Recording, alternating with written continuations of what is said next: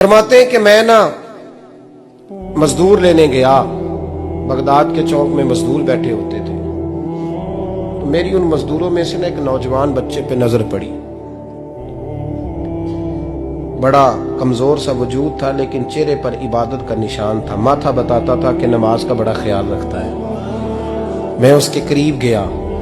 चेहरे भी बड़ा कुछ बताते हैं ना, चेहरों में भी बड़ी रानाई होती है। फरमाते मैं करीब गया, मैंने उसको कहा बेटे मजदूरी करोगे? तो कहने लगा मजदूरों में बैठा हूं तो हुजूर मजदूरी के लिए ही तो बैठा हूं। तो मैंने कहा कि चलो फिर। कहने लगा नहीं मेरी कुछ शर्तें।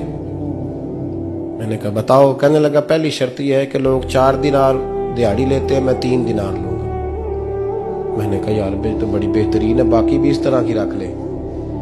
उसने कहा हुजूर दूसरी शर्त यह है कि मैं आपकी मुकम्मल बात मानूंगा, लेकिन जब अजान हो जाएगी फिर आपकी नहीं सुनूंगा। तीसरी बात उसने ये की कि हुजूर मैं आपके घर में काम करूंगा पर आपके किसी सवाल का जवाब नहीं दूंगा। कहते मैंने कहा यार तू बड़ा अजीब है, शर्तें तो मालिकों की होती हैं। कहने लगा जी बहरहाल मैं शर्तें लगा के जाता हूं। फरमाते मैं उसे घर ले आया, काम मैंने उसको बताया, तो जो काम मजदूर सारे दिन में करता है ना उसने 2 घंटे में ही कर दिया। हमारे मजदूर सिगरेट पीने में भी तो आधा घंटा लगाते हैं, वो चाय पीने जाएं तो पौना घंटा वहां। उनको भी तो दयानतदारी करनी चाहिए कि नहीं करनी चाहिए? ने मुआहदा किया है ना जी, तो पूरा उतरना चाहिए ना। कहते 2 घंटे में। अब काम जब बंदा शुरू कराता है तो काम और निकल आता है। कहते काम मैंने उसको और बता दिया, वो करने लगा। उसने मिट्टी निकाल के रखी थी बाहर रास्ते में, तो अजान हो गई जोर की। उसने वहीं कुदाल छोड़ी कही और चलने लगा। तो मेरा बेटा कहने लगा इसको जरा बराबर कर दो। कहने लगे चुप कर जा, तेरे बाप से बात हुई थी, जब अजान होती है तो मैं किसी और की नहीं सुनता, सिर्फ अल्लाह रसूल की सुनता हूं। कहते मस्जिद चला गया, नमाज पढ़ के आया तो दोपहर का वक्त था। मेरी बीबी कहने लगी इसको को खाना खा ले। कहते हमने कहा खाना खा लो, तो कहने लगा मैंने रोजा रखा, रमजान भी नहीं था, नफली रोजा रखा हुआ। फरमाते हैं शाम हुई, मैंने 3 दिनार दिए, तो मैंने कहा तेरा नाम क्या है? कहने लगा मैंने आपसे कहा था मैं किसी सवाल का जवाब नहीं दूंगा। वो चला गया। अगले दिन मैं फिर लेने गया उसे, काम कुछ और निकल आए, तो लोगों ने बताया वो सिर्फ हफ्ते वाले दिन आता है। मैंने कहा क्यों? कहने लगे जी वो कहता है मेरा हफ्ते का खर्चा 3 दिनार है, जब 3 दिनार कमा लेता हूं तो बाकी सारा टाइम अल्लाह रसूल की जिक्र में गुजार दिया करता हूं। फरमाते हैं जी अगले हफ्ते मैं फिर लेने गया, मैंने पूरा हफ्ता इंतजार किया कि काम उसी से कराना है। मैं जब गया तो मैंने कहा चलो। कहने लगा मेरी शर्तें याद है ना? और मैंने कहा याद है भाई साथ चल। फरमाते हैं काम कराया, 2-3 हफ्ते वो आता रहा। एक हफ्ते में गया तो लोगों ने कहा हुजूर आज नहीं आया। क्यों? कहने लगे बीमार हो गए। कहाँ घर है? कहने लगे बगदाद के कब्रिस्तान के पीछे जो कच्ची आबादी है उसमें रहता है। फरमाते मैं गया, दरवाजे पे दस्तक दी तो कहने लगा हुजूर आप हैं? दरवाजा खोला है, आ जाइए। फरमाते हैं मैं अंदर गया तो मैंने कहा तुम्हें कैसे पता चला मैं आया हूं? कहने लगा हुजूर अल्लाह वाले हो, आप नहीं आना था, वरना अमीर तो गरीबों का पता लेने कोई नहीं आते। कहते मैं करीब गया तो कहने लगा मैं आपका इंतजार कर रहा था, तेज बुखार है, तप रहा। जेब से कुछ पैसे निकाले, कहने लगा ये पैसे रख लें। एक अंगूठी निकाली, कहने लगा हुजूर आज रात को मेरा इंतकाल हो जाएगा, इन पैसों का कफन खरीद के सुबह जनाजा पढ़ के मुझे दफन कर देना, और जब दफन करो तो ये अंगूठी लेके असर के बाद हारून रशीद के पास जाना। आप उसे कहना मैंने मिलना है पर वो आपको टाइम नहीं देगा। आप उसको आवाज दीजिएगा कि तेरी एक अमानत है मेरे पास, फिर वो आपसे मिलेगा तो अंगूठी दे दे, फिर आप मेरी तरफ से फारिग हैं। हजरत फरमाने लगे तेरा नाम?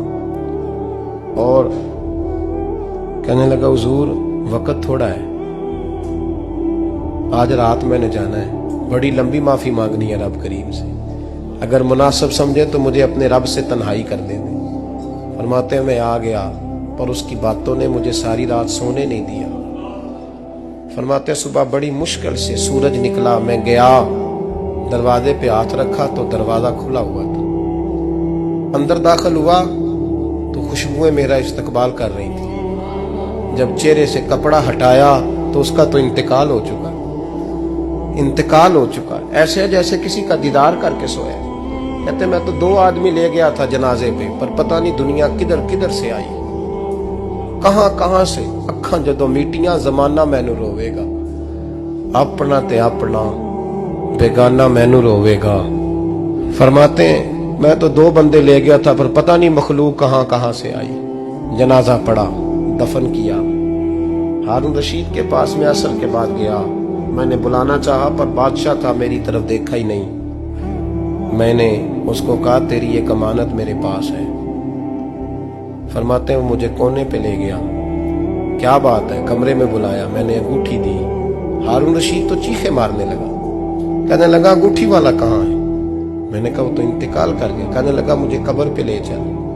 कहते मैं कब्र पे लाया तो वो लेट गया, तड़प के रोने लगा।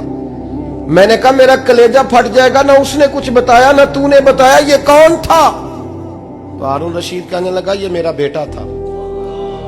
मैंने कहा तेरा बेटा और मजदूर? कहने लगा हुजूर ये हजरत दाऊद ताई के पास बैठा करता था, उनका मुरीद था, मुझे रोज कहता था अब्बा तूने बड़ी दुनिया इकट्ठी कर ली है, मरते वक्त तुझसे टांगे समेटी नहीं जाएंगी, इतना हिसाब नहीं तू दे सकेगा। मैं इसको समझा देता, इसकी अम्मा समझा देती।